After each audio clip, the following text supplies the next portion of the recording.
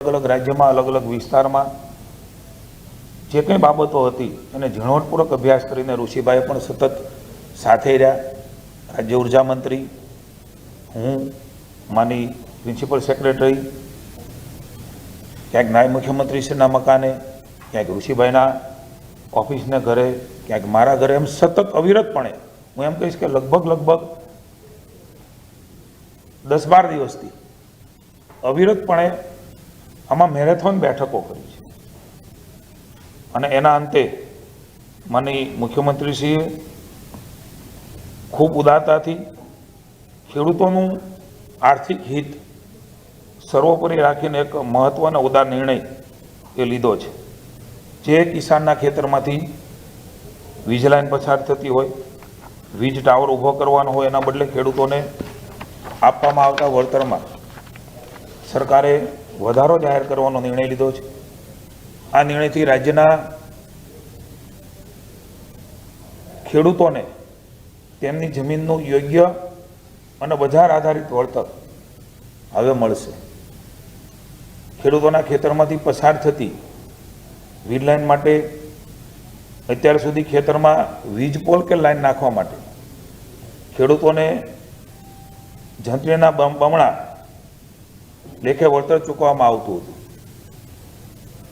કેટલીક વિસંગતતાઓ પણ ધ્યાનમાં આવી, કેટલીક લાગણીને ધ્યાનમાં રાખીને પણ રાજ્યમાં જિલ્લાઓ દ્વારા નિર્ણય થયો, ડીએલવીસીમાં નિર્ણય થયા. આ બધી જ બાબતોને ધ્યાનમાં રાખીને જે રજૂઆતો મળી એમાં માનનીય મુખ્યમંત્રીશ્રી ખૂબ સંવેદનાથી જ્યારથી પણ આ વિષય નીકળ્યો છે ત્યારથી અમને સૂચનાઓ આપી છે. તંત્રને કહ્યું છે ખુલ્લા મનથી ખેડૂતોનું હિત એ હંમેશા પ્રાથમિકતા ભારતીય જનતા પાર્ટીની રહી છે.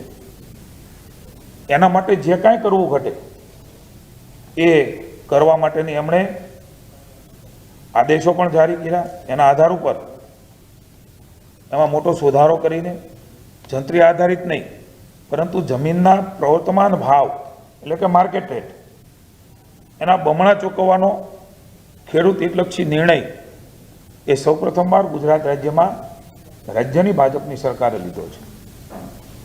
આ ઉપરાંત અત્યાર સુધી ખેતરમાં જે વીજ ટાવર એટલે કે બેઝ પાયા એ વાસ્તવિક માપ પ્રમાણે જ એનું વળતર મળતું હતું. એનાથી પણ આપ સૌને ખેડૂતો વિદિત છે.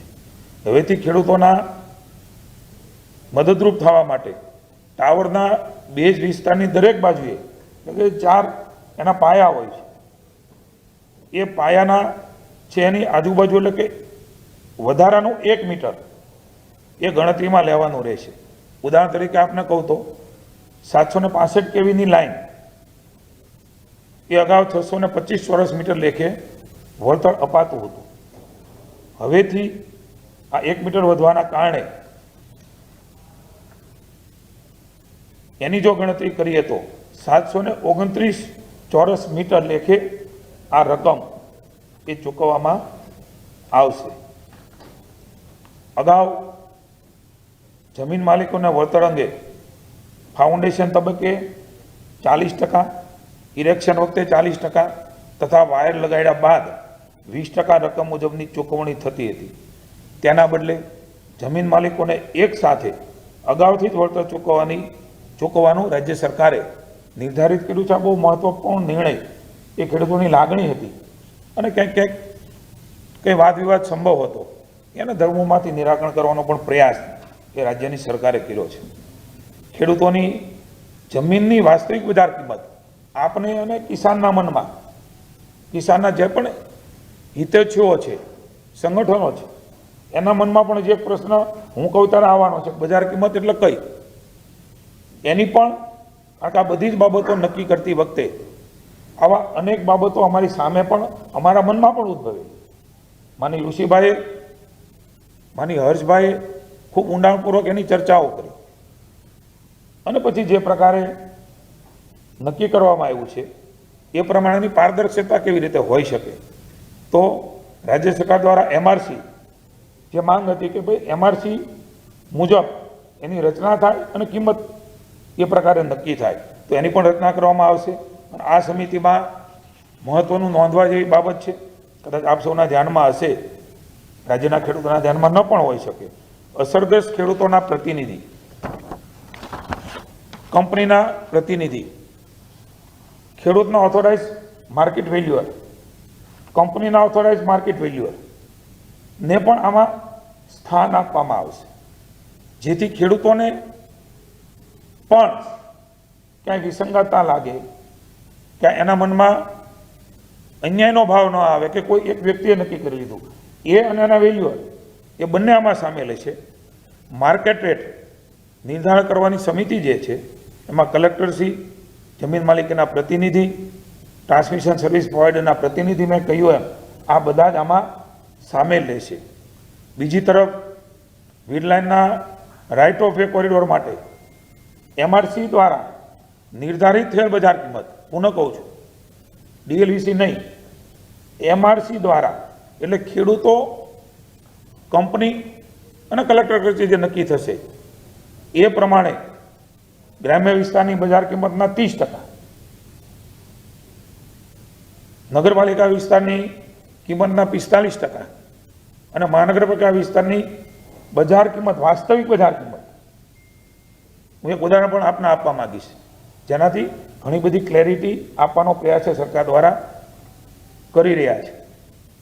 60% મહાનગરપાલિકાના વિસ્તારમાં વળતર આપવામાં આવે છે. એ ખૂબ મહત્વનો, ઘણી બધી સંશય, શંકા, કુશંકાઓ એક ઉદ્ભવતી હતી, એનું પણ નિરાકરણ આદરણીય ભૂપેન્દ્રભાઈ પટેલે એ અમને બધાને આપ્યું છે. આમાં ઉદારતા દાખવીને ખેડૂતોને અગાઉ જૂના ભાવ પ્રમાણે જેણે વળતર મેળવી લીધું છે, પરંતુ વીજ લાઇનનું કામ એ હજી પ્રગતિમાં છે, એટલે કે ચાલુ છે. એ વીજ લાઇનોમાં તમામ ખેડૂતોને આ નીતિનો લાભ એ મળવા પાત્ર રહેશે. એક ઉદાહરણ તરીકે, આ માત્ર એક ઉદાહરણ છે. એ ઉદાહરણ કોઈ અલગ અલગ રીતે પોતાની રીતે સેટ ન કરે, એટલે પુનઃ એક વાત કરું છું.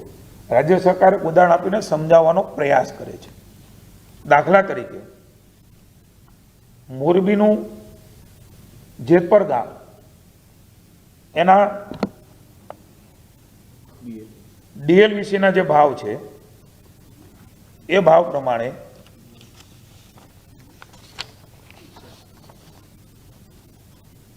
ટાવર બેઝ જે એરિયા છે 979 દાખલા તરીકે ભાવ નક્કી થયો હોય તો એના 625 સ્ક્વેર મીટરમાં 6 ને 11 એટલે 6,11,000 રૂપિયા મળવા પાત્ર હતા. એ ટાવર બેઝ એરિયાને હવે ઉદાહરણ તરીકે 1 વીઘાના 30 લાખ, કોઈ વાર 10 લાખ હોય, અંદરનો જમીન હોય તો, રોડ ઉપરની હોય તો 40 હોય, 30 હોય, 25 હોય, એ જે એમઆરસી કમિટી નક્કી કરશે, બરોબર છે ભાઈ, એ પ્રમાણે એમને હવે જે વળતર મળશે 729, મેં અગાઉ વાત કરી એમ પાયાનું 1 મીટર વધારે. ગુજરાતમાં ખેતીની જમીનનો ભાવ વધારે છે, તમે બધા જાણીએ છીએ, એટલે ખેડૂતને એને સીધો લાભ મળવાનો છે.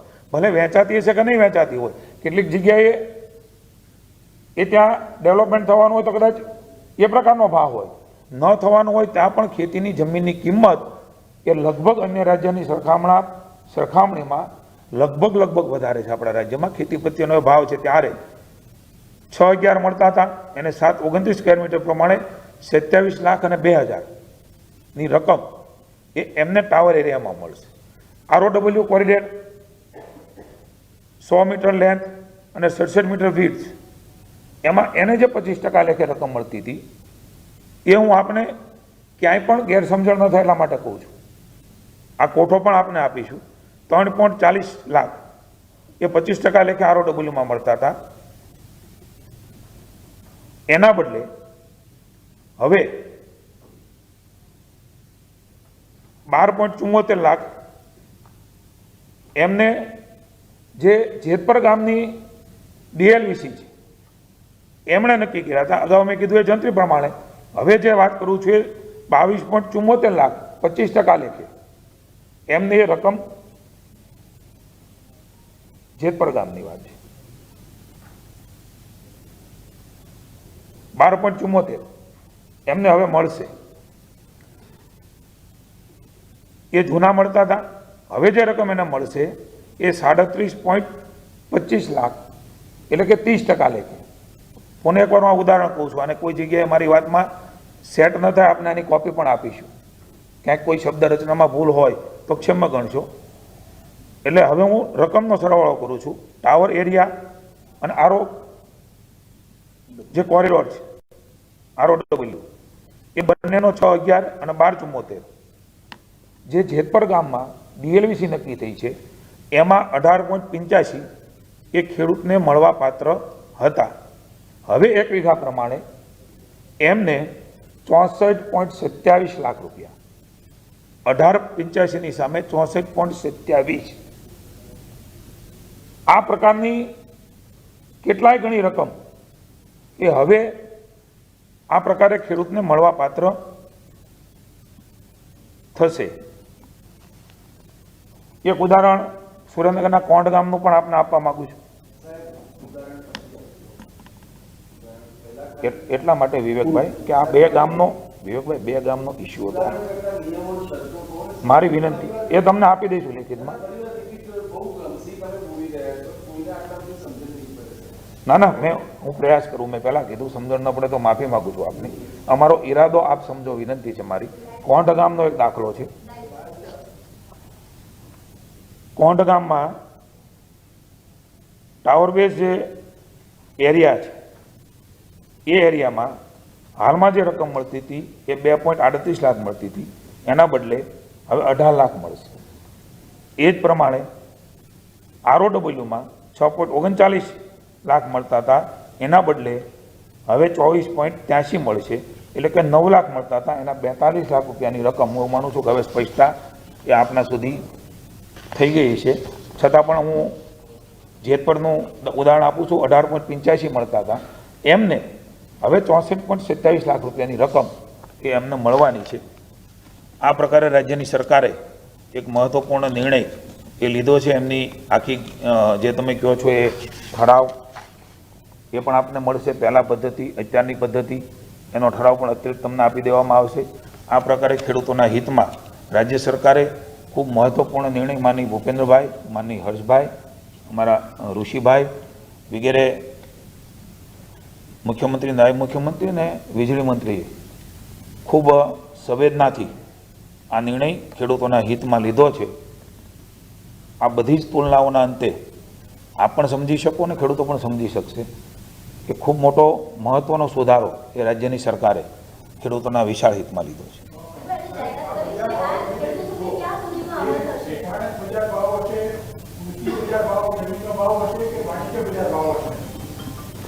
આ વિષયની અંદર ખેતી લાયક જમીન હોય અને ઇન્ડસ્ટ્રીયલ એરિયા ન હોય તો કોમર્શિયલ વિસ્તાર ના હોય અને કેવળ ખેતી જ થતી હોય તો એ ખેતી લાયક ભાવ નક્કી થશે.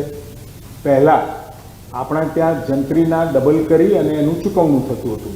હવે એની જગ્યાએ MRC કમિટીની રચના કરી છે. MRC કમિટીની રચના એ ખેડૂતોના હિતને ધ્યાન રાખી કેન્દ્ર સરકારનો જે પરિપત્ર છે એમાં બજાર મૂલ્ય લખ્યું છે. એટલે બજાર મૂલ્ય કેવી રીતે નક્કી કરવું? જંત્રીના ભાવે, DLVC દ્વારા. પરંતુ એ આખી મિકેનિઝમ છે, એ મિકેનિઝમ યોગ્ય અને યોગ્ય જમીનના બજાર મૂલ્ય મળી રહે એના માટે ખેડૂતના પ્રતિનિધિઓ પણ હશે, ખેડૂતના વેલ્યુઅર પણ હશે, કંપનીના હશે. અને બંને વેલ્યુઅરોના જે વેલ્યુ આવે એટલે 20% કરતાં જો વધારે ડિફરન્સ હોય તો એમાં કલેક્ટરે પણ પોતાના વેલ્યુઅર દ્વારા જે રકમ અને એની સરેરાશ કરી અને એની જમીનની કિંમત નક્કી કરવામાં આવશે. એટલે નહીં જંત્રી નહીં DLVC, હકીકતમાં સ્થળ ઉપર અને એ જગ્યા ઉપર એ ગામની અંદર શું માર્કેટ રેટ ચાલી રહ્યો છે, વાસ્તવિક બજાર મૂલ્ય નક્કી કરવાની વાત આપણે આમાં કરી રહ્યા છીએ. અને બજાર મૂલ્ય એટલા માટે કરીએ છીએ કે બજાર મૂલ્ય કરવાથી ઘણી વખત જંત્રીના ભાવ ઓછા હોય, DLVCની અંદર રેટ ઓછા આવે. એની જગ્યાએ આ MRC કમિટી ખેડૂતોને વચ્ચે સાથે રાખી એ બજાર મૂલ્ય નક્કી કરશે. સાહેબ, આ MRC એટલે માર્કેટ રેટ કમિટી, બરાબર?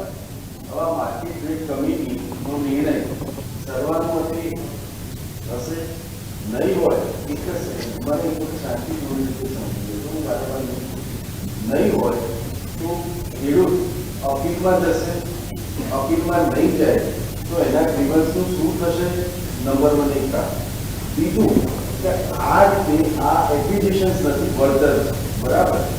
તો આ જ સિદ્ધાંત રાજ્ય સરકાર બીજી બાબતોમાં એપ્લાય કરશે. બીએલડીસીની પદ્ધતિ છે એ પદ્ધતિ શું બંધ થવાની એ વિષયમાં વાત નીકળે છે. પેલું નહીં એને નહીં ગણતરી નહીં માને તો ક્યાં અપીલમાં જશે? અને બીજું તારા પેરામીટર શું? કારણ કે આમાં તો તમે કહેશો 30 રૂપિયા અને 40 રૂપિયા માર્કેટ એ કઈ રીતે તમે અને કમિટીમાં કોણ છે સાહેબ? બોલ પોલિસી શું કહેતો સાહેબ? કમિટીના મેમ્બરો કોણ છે સાહેબ?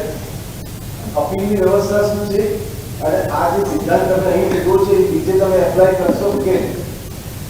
જે કમિટીની રચના કરવામાં આવી છે, જેને આપણે માર્કેટ રેટ કમિટી કહીએ છીએ, જિલ્લા કલેક્ટરશ્રીના અધ્યક્ષ સ્થાને થશે.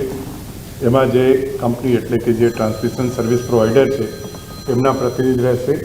જે અસરગ્રસ્ત ખેડૂતો છે એ અસરગ્રસ્ત ખેડૂતોમાંથી પણ એક પ્રતિનિધિ રહેશે. કલેક્ટરશ્રીને જરૂરી જણાય એવા 2 અન્ય પ્રતિનિધિને પણ એમાં સામેલ કરી શકશે.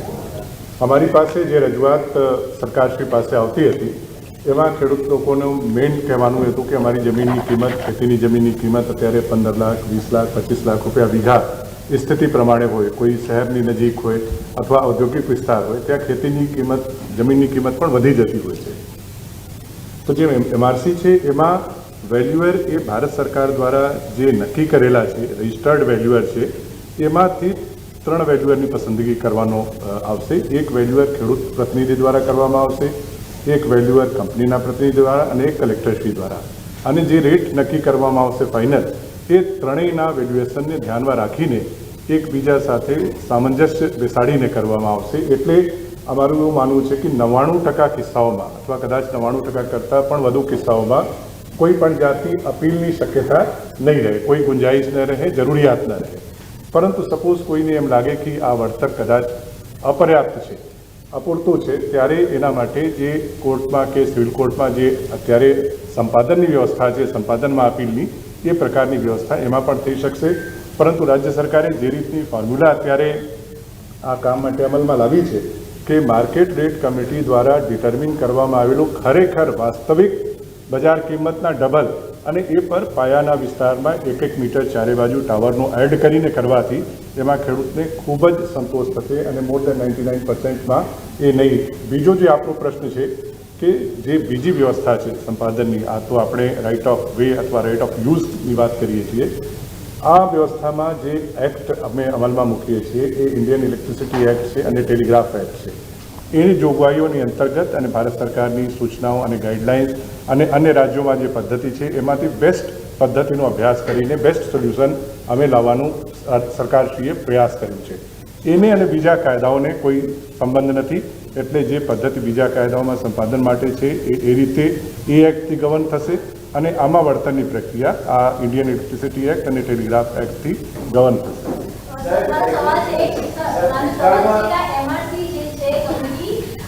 એનું ગઠન ક્યારે થશે? સરકારનું એનું મોનિટરિંગ કેવી રીતે થશે? અને આ જે કમિટી છે એ માર્કેટ ભાવ નક્કી ક્યારે કરશે? ફાઇનલી ખેડૂતોને વળતર, લઘુ વળતર તમે કહો છો ક્યાં સુધી મળશે? જે માનનીય મંત્રીશ્રીએ વાત કરી છે કે ખૂબ જ ટૂંક સમયમાં, ટૂંકા ગાળામાં એ કમિટીની રચના કરવામાં આવશે. જિલ્લા કક્ષાની કમિટી છે, જિલ્લા કલેક્ટરશ્રીના અધ્યક્ષ સ્થાને છે, જેમાં ખેડૂતના પ્રતિનિધિ પણ રહેશે અને કંપનીના પ્રતિનિધિ પણ રહેશે. અને જેમ સરકારશ્રીએ ખૂબ જ ઉદારતાપૂર્વક એક નક્કી કર્યું છે કે લાઇનનું કામ પ્રગતિમાં હોય એ કામોમાં પણ વળતરની સુધારેલી રકમ ખેડૂતને ચૂકવવામાં આવશે અને એના માટે એક ચોક્કસ સમયમર્યાદા બી નક્કી કરવામાં આવી છે. ડિટેલ ગાઈડલાઇન્સ GRમાં આપને મોકલવામાં આવશે. પરંતુ હું આપને એટલો ભરોસો સરકારના પ્રતિનિધિ તરીકે અપાવી શકું છું કે એ ખેડૂતના હિતમાં અને ખેડૂતને ખૂબ જ આનંદ આપે એવી રીતે એકદમ ચોક્કસ સમય મર્યાદાની અંદર બધું કામ થાય. એકી સાથે એક મુસ્ત 100% રકમ ખેડૂતના ખાતામાં જમા થાય, ડિજિટલ પ્લેટફોર્મનો ઉપયોગ થાય, એ રીતે આ વ્યવસ્થા સંપૂર્ણ કરવામાં આવી છે. સર, પાશ્ચાત્યથી અસર કઈ રીતની છે? જેને સ્વીકાર્યું હોય, ન સ્વીકાર્યું હોય, નેગોશિએશનમાં હોય, લાઇનમાં આવી ગયા હોય, એ બધાનું શું પાશ્ચાત્ય? જે અમારા પ્રોજેક્ટ અત્યારે અમલમાં છે, એટલે કે સંપાદનની પ્રક્રિયા ચાલી રહી હોય અત્યારે વીજળીના, એમાં પહેલાં તો આપને ખ્યાલ હશે કે પાયો એટલે કે ટાવર નક્કી કરવામાં આવે છે, પછી એના ઉપર થાંભલો નખાય છે, પછી એમાં તાર ખેંચવામાં આવે છે જેને સ્ટ્રિંગિંગ કહીએ છીએ. એટલે આ બધી પ્રક્રિયા કરતાં એ પ્રોજેક્ટ પૂર્ણ થાય છે. પછી એને ગ્રીડ સાથે કનેક્ટ કરીને ચાર્જ એટલે કે એક્ટિવેટ કરવામાં આવે છે. તો જે પ્રોજેક્ટ કમ્પ્લીટ ન થયા હોય, ફિઝિકલી સંપૂર્ણ રીતે પૂર્ણ ન થયા હોય એવા તમામ પ્રોજેક્ટને આ નવી યોજના હેઠળ આવરી લેવામાં આવશે. ભૂતકાળમાં સ્વીકાર્યું હોય એને પણ એ બાબતમાં પણ સરકાર વિચારણા કરીને ડિટેલ ગાઈડલાઈન આપણે જીઆરના માધ્યમથી મોકલવામાં આવશે. Thank you.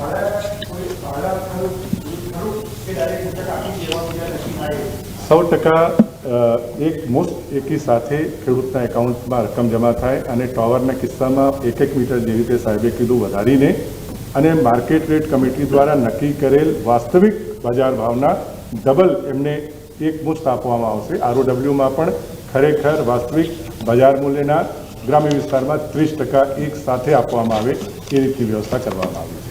Thank you. Thank you.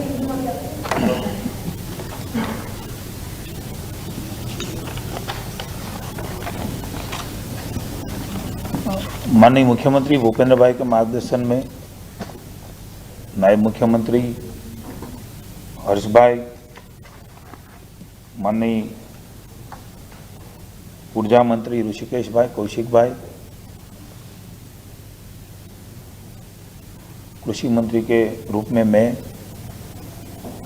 कई बार ये जो वीज पोल के बारे में डिमांड थी उसके बारे में राज्य सरकार ने खूब संवेदना से सोचा, अलग अलग डिपार्टमेंट के साथ चर्चाएं हुई, मीटिंग हुई और उसके बाद माननीय मुख्यमंत्री भूपेंद्र भाई ने निर्णय लिया है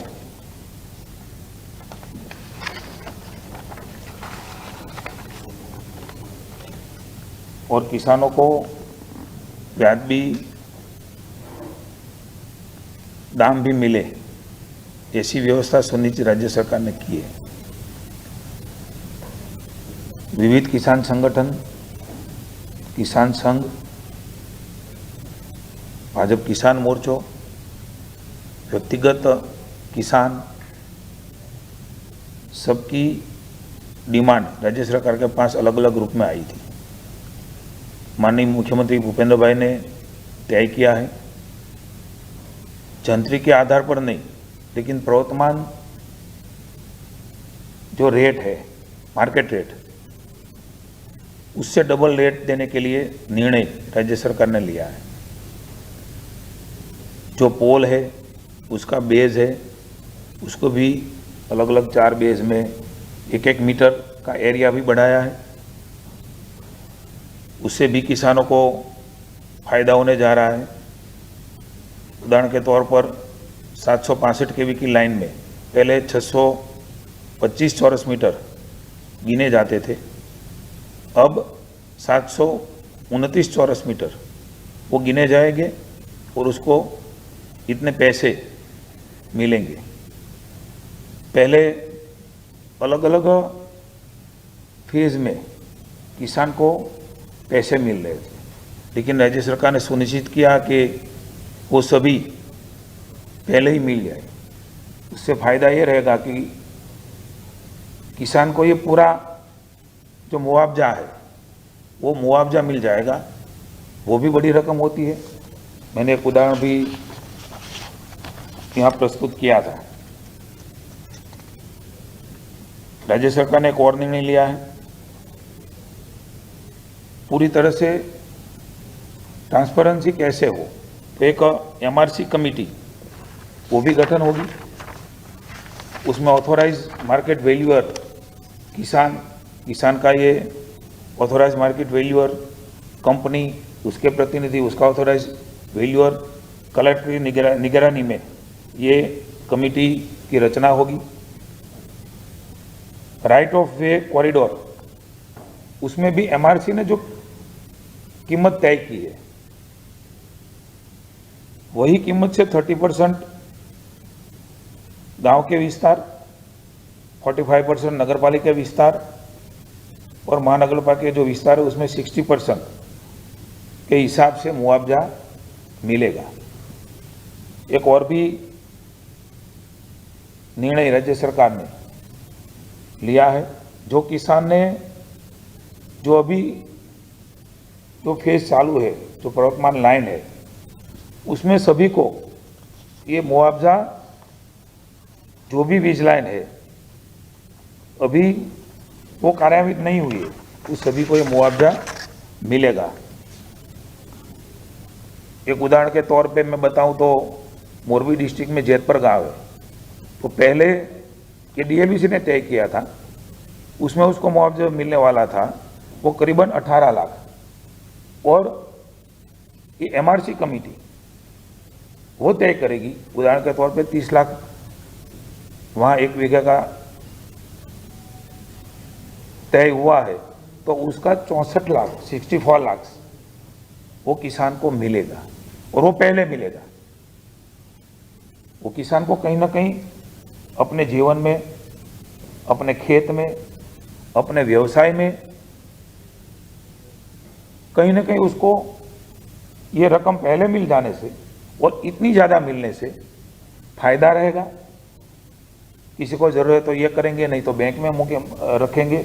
मतलब ये किसानों के हित में एक महत्वपूर्ण निर्णय एक ही साथ को मुआवजा देने के लिए भी लिया है। ऐसे ही एक दूसरा भी अलग अलग डिस्ट्रिक्ट में एक एक गांव का हमने ये उदाहरण लिया है, जो आपको मिल जाएगा। और पूरा पहले क्या था और अब नई जो नीति आई है उसमें क्या रहेगा, एकदम ट्रांसपेरेंसी से माननीय मुख्यमंत्री भूपेंद्र भाई के मार्गदर्शन में राज्य सरकार ने पहली बार, गुजरात सरकार ने ऐसा निर्णय सभी राज्यों को अभी हमने अलग अलग रूप से देख के ये तय किया है।